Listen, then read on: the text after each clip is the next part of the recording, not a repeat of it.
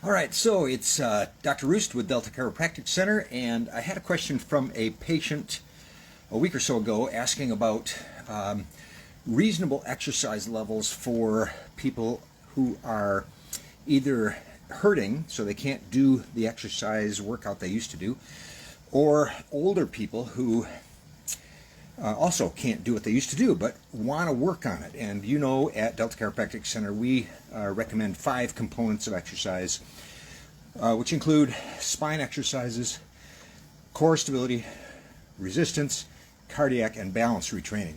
So it's 5 components that we should get into our weekly routine somehow. And I want to do a quick Facebook Live video of each of those components. And one of the things I'd like to do as part of this is, how do you get all 5 of those components into a schedule that may be already pretty full?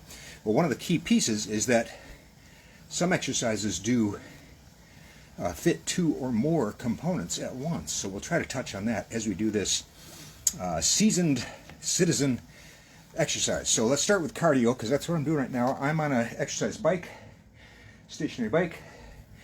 Personally, I like this best because I can read while I'm doing this, and I try to do 20 minutes of this.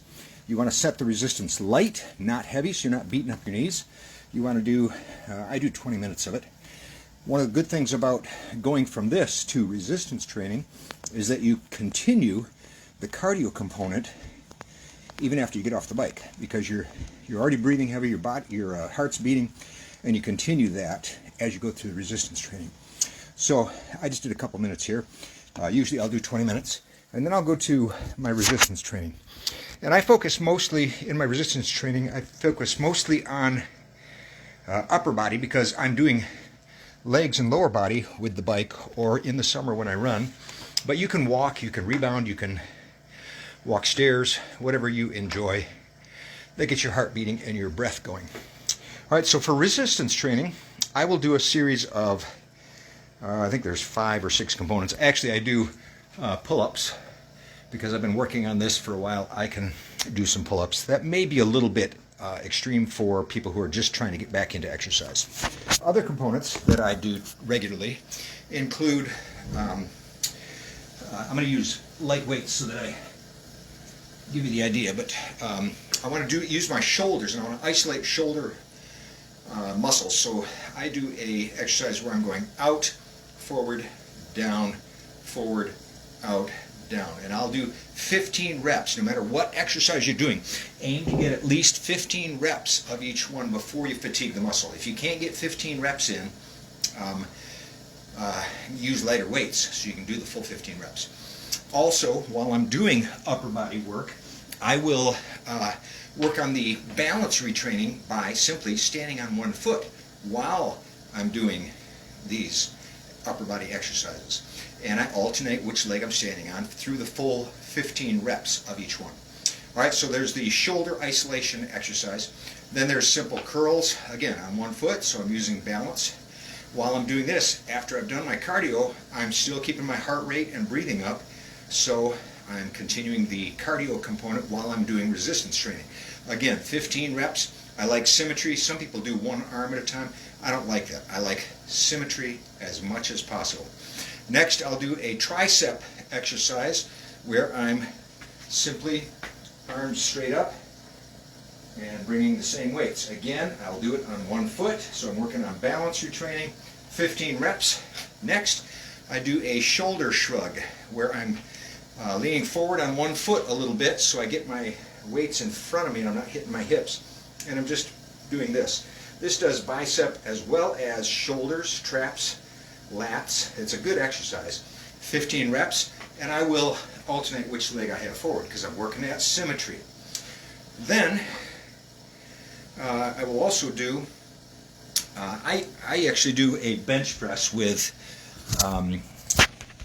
dumbbells, and I have the opportunity to use an old adjusting table, so you can use a bench of some sort if you've got the equipment. If not, you can supplement or substitute with push-ups. Push-ups are great, combining a couple things. They're combining core stability with a plank kind of posture, and and working the triceps and the pecs. So I like push-ups a lot. All right, now you're going to do, again, at least 15 reps of push-ups. You can make these easier, or you can make them harder in a couple different ways.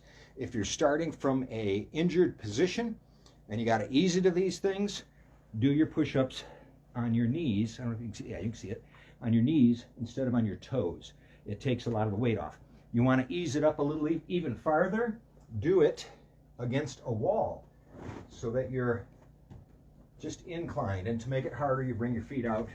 The farther you bring your feet out, the more the incline and the more you're working toward a full push-up.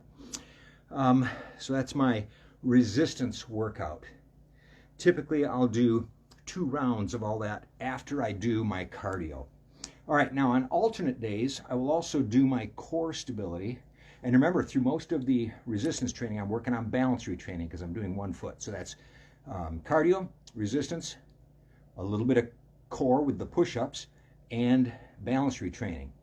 Let me touch on your spinal exercises. Those are very specific based on, at our office, based on what we see in your exam and x-rays. They're very specific for each patient.